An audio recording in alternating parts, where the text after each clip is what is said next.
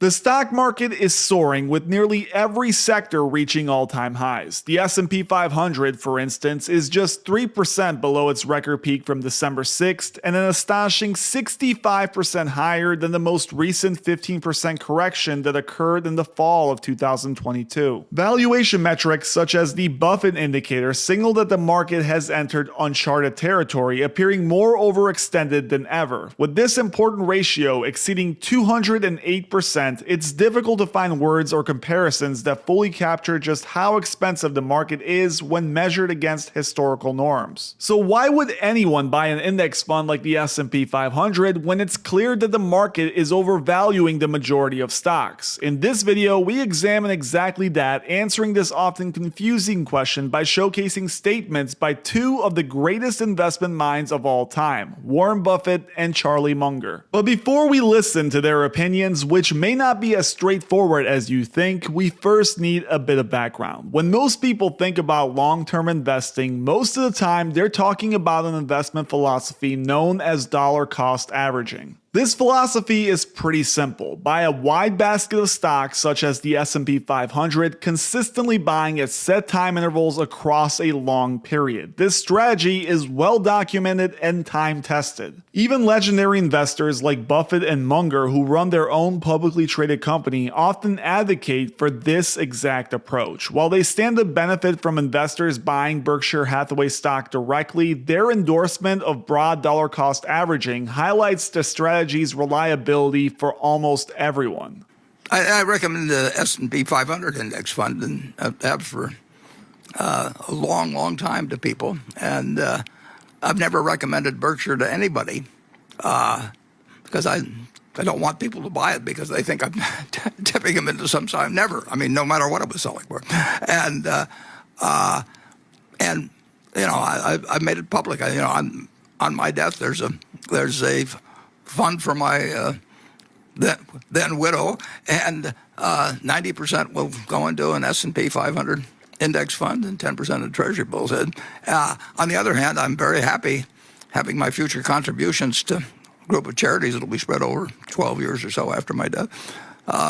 While it may be boring, this strategy is incredibly underrated when looking over the stats. Almost everyone in professional finance has an extremely hard time beating the S&P 500 in the long term, and I truly mean everyone. From hedge funds to mutual funds to day traders and everyone in between, the simple truth is that over a period lasting longer than a decade, it becomes nearly impossible to beat out a simple index focusing on the largest companies in the US. Warren Buffett was so sure of this fact that in 2007 he made a public service announcement stating he was willing to bet anyone $1 million that a simple low-cost S&P 500 fund would beat out a hedge fund over a period lasting 10 years. And in 2008, Ted Seides, a Protege partner, stepped forward. Ted argued that his basket of hedge funds would win out, but in the end, after 10 years in 2018, Warren won his bet and it wasn't even close. The hedge funds chosen by Ted returned just 2.2% annually, while the index fund returned 7.1%. Outperforming the hedge fund strategy by nearly 58%. But this fact still doesn't answer a simple logical question. Why would you place thousands of dollars into an index fund that is 2 to 3 times overvalued when compared to historical norms? Is passive investing still worth it now, considering this immense growing risk? Why not just wait for a fair price? And that legitimate question is commonly brushed aside by the so-called financial experts. So instead of me answering this, I'm going to let the greatest investment mind of all time answer it, Warren Buffett. A man who, despite owning his own publicly traded company, has advocated for common people to continue buying broad indexes at regular intervals, even when asked if they should buy his stock directly. Take a listen. Warren, let's talk about some of the things that really resonated with people, and maybe start where you began the annual meeting this year, and that was talking to your investors and telling them a little bit about investing, some tips and lessons along the way. You kind of used it as a teaching experience at the top. Yeah, normally I don't do that. I mean, in fact, I can't remember when I did it.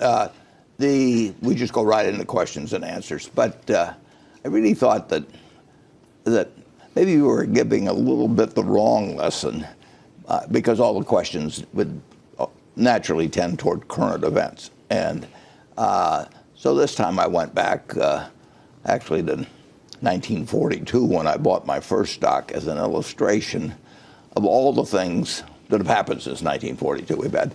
We've had 14 presidents, 7 Republicans, 7 Democrats. We've had world wars. We had 9/11. We had the Cuban Missile Crisis. We have all kinds of things. The best single thing you could have done on March 11th, 1942, when I bought my first stock, was just buy an index fund and never look at a headline, never think about stocks anymore, just like you would do if you bought a farm. You just buy the farm and let the tenant farmer run it for you. And I pointed out that if you'd put $10,000 in an index fund that reinvested dividends, and I paused for a moment to let the audience try and guess how much it amounted to, and it would come to $51 million now. And the only thing you had to really believe in then is that America would win the war and that America would progress as it has ever since 1776, and that American business, if America moved forward, American business would move forward. You didn't have to worry about what stock to buy. You didn't have to worry what day to get in and out. You didn't know the Federal Reserve would exist, whatever it might be. And America works.